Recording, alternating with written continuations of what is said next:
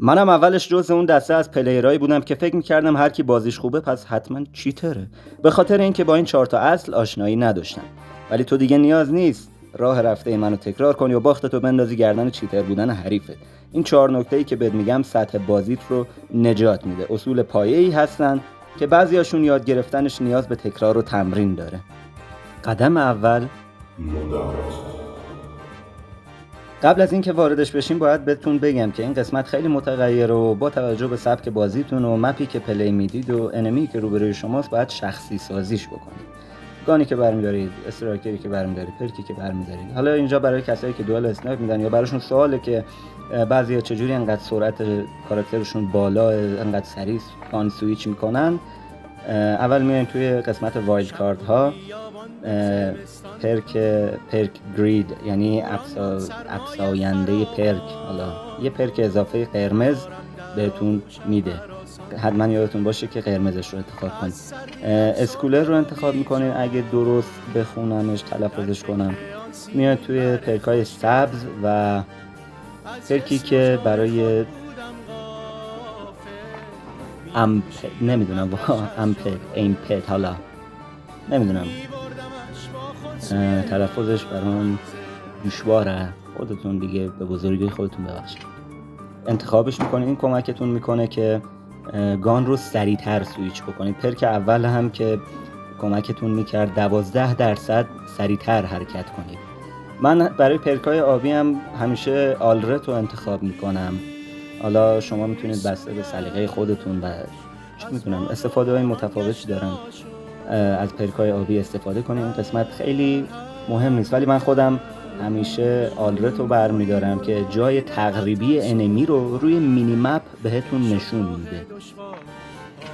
و میریم سراغ پرک قرمز آخر.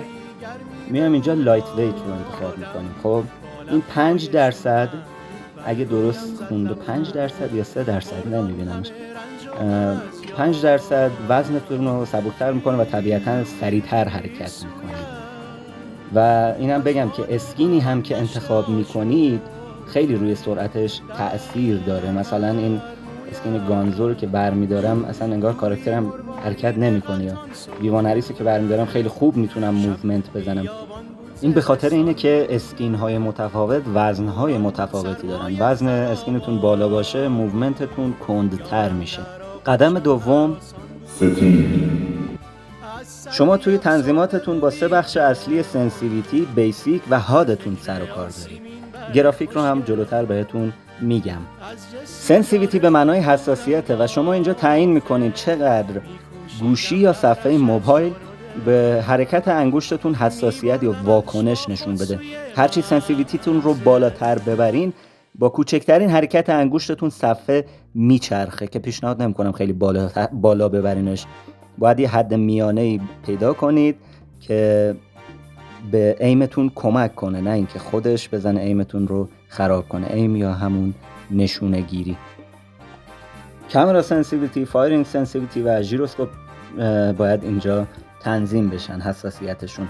حساسیت دوربین، حساسیت دوربین موقع شلیک و حساسیت لرزه‌نگار، همون ژیروسکوپ رو باید صفر کنید. حالا اگه ژیروسکوپ پلیرید که دیگه خودتونید دیگه، چی بگم. ولی اونایی که ژیروسکوپ پلیر نیستن بدونید که اگه صفرش نکنید خیلی روی بازیتون تاثیر میذاره، خیلی ایمتون رو خراب میکنه. برای کامرا سنسیویتی و فایرینگ سنسیویتی، اینی هم که الان روی صفحه میبینید سنسیویتی که خودم ازش استفاده میکنم. تا الان کامل ترین سنسیویتی بوده که باش بازی کردم. یعنی من عادت داشتم ماهی 2 ماهی یه بار سنسیویتی رو عوض کنم، ولی این تقریبا بیشتر از 1 ساله که دارم باهاش پلی میدم. لینک کد سنس رو هم براتون توی دیسکریپشن یا قسمت توضیحات قرار میدم. میتونید کپی پیستش کنید، کپیش کنید و ازش استفاده کنید. بخش بیسیک هم توضیحات زیادی ندارم که بهتون بگم، فقط این بیسیکیه که خودم ازش استفاده میکنم. کدش رو هم باز توی دیسکریپشن براتون قرار میدم و ازش استفاده کنید.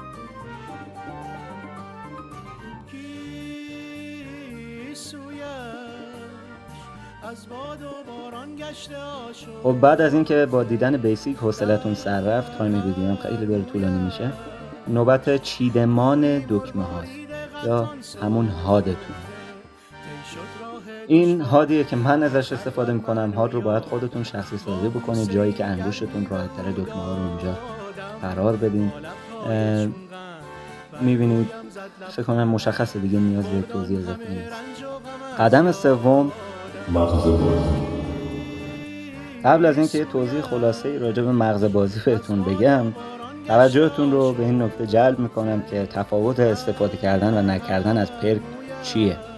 اگه جلوتر دقت بکنید میبینید که چقدر طول میکشه تا من گان رو سویچ کنم روی نایف رو سویچ کنم روی کلا سویچ گان. خیلی طول میکشه، حرکت کاراکترم خیلی کنده، نمیتونم صد خودم روی این بازی بذارم. و اینم بگم ناگفته نماند که داداش الهی وایسا دارم زر میزنم، ناگفته نماند که دیلی هم که استفاده میکنم بدون اتچه، موبیلیتیش پایینه و همین روی موومنت هم خیلی تاثیر گذاشته. جلوتر که توی لوداوت هم پرک چیدم، اونجا اشتباه کردم که گانم رو عوض کردم و لوکاس با اتچمنت چیدم، موبیلیتیش زیاد شده و علاوه بر اون پرکایی که چیدم و سرعتم رو زیاد کرده، خود این موضوع هم باز تاثیر گذاشته. خب موضوع اصلی مغز بازی بود یا مهارت بازی. البته با این فینیشری که ازم گرفت فکر نکنم من دیگه باید از مهارت صحبت کنم. تو که فینیشرمو گرفتی، خب بزن خلاصم کن دیگه. بچه ها ببینید به این نکته هم توجه کنید. اگه دکمه فینیشر رو قد دکمه فینیشر رو قد گلابی بزرگ کنید، میتونید خیلی راحت فینیشر بگیرید. البته منم همین کار کردم ولی ازش استفاده نمی کنم. مپ ها رو بشناسی، بدونی کجا باید کاور بگیری، کجا جای موومنت زدنه، برای ایم گرفتن چه کار کنیم ایممون بهتر بشه. آقا اولین دهنت سرویس فینیشرم گرفت. تو که شرفمونو بردی، کامل میبردیش. خب به هر حال داشتم میگفتم این نقطه کوچولوی وسط تصویر انقدر ساده ازش نگذرید. خیلی پرکاربردتر از اون چیزیه که فکرشو میکنید. خیلی به درد ایمتون میخوره. قبل از اینکه وارد جای بشی، خب مثلا از لای دیوار میخوای بیرون رو نگاه کنی، اول اون نقطه رو تنظیم کن روی جایی که پیش بینی میکنی انمی میتونه از اونجا بیاد. و الان خوب بود یه 4 تا حرف خوب بزنم، دوباره فینیشر میگرفت. اب نداره. شما یا فایت دور داری یا فایت نزدیک داری. این رو مپ ها تعیین میکنن.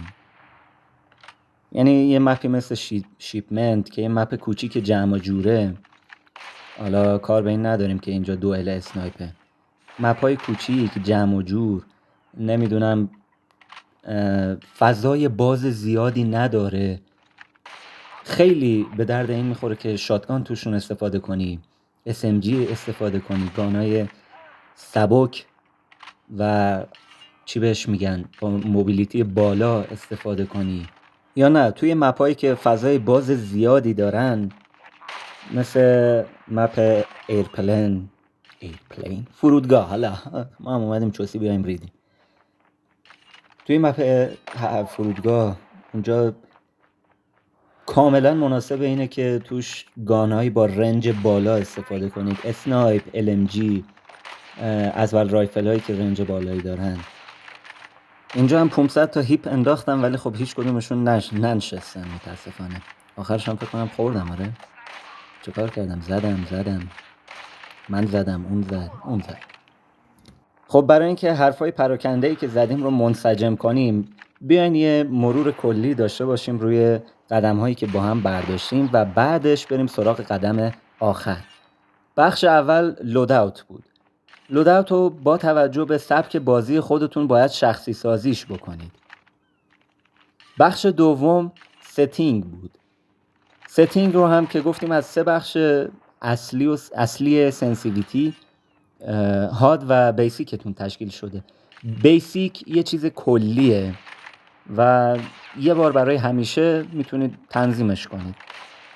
ولی حادتون و سنسیویتیتون متغیرن و باید برای خودتون شخصی سازی بشن. یعنی هر جور که خودتون راحتید باید با اینا بازی کنید. بخش سوم مغز بازی بود که گفتیم باید موقعیت گیری بلد باشی، باید مپ ها رو بشناسی، باید بدونی کجا ایم بگیری، کجا موومنت بزنی، کجا کاور بگیری و اینا هم چیزایی هستند که با تجربه به دست میان. و بریم سراغ بخش آخر. قدم 4، عوامل تعیین کننده. اینجا میخوام چشماتون رو به روی یه واقعیت دردناک باز کنم. بعد از اینکه پیشرفت کردید، بقیه هم پیشرفت میکنن، طوری که سطح‌های بازی خیلی به هم نزدیک میشه. و اینجا یه سری عوامل هستن که تعیین میکنه کی برنده است. شرایطی که براتون پیش میاد، مثل پینگ، دیوایسی که دارید، فریم ریتی که دارید، گوشیتون داغ شده، لگ گرفته، افت فریم دارید، یا حتی شانس تعیین میکنه که شات شما بشینه، شما برید لابی، بازی رو ببازید، رنکتون رو ببرید بالا، رنکتون رو بیارید. از اونجا به بعد دیگه به شرایطتون بستگی داره. تمام این حرفایی که زدم یه سری نکات پایه بودن و خیلی وارد جزئیات نشدیم، ولی باز همینا هم خیلی بهتون کمک میکنه که توی سطح‌های پایین یا حتی بعضی جاها توی سطح‌های بالا هم باز امیدوارم چیزی بهتون اضافه کرده باشم و ویدیو به کارتون بیاد. اینو یادم رفت بگم، توجه کردید به اینکه وقتی لوکاسو کشیدم چقدر سریعتر گان رو سویچ میکردم؟ به خاطر اون پرک سبز رنگی بود که ازش استفاده کردیم. خب چیز دیگه ای ندارم که بگم. دوستتون دارم شدید به مدت مدید. این 3 دقیقه آخرم 2-3 دقیقه آخرم بمونه برای باقی دوئل. دوست داشتید نگاه کنید، دوستم نداشتید اسکرول کنید.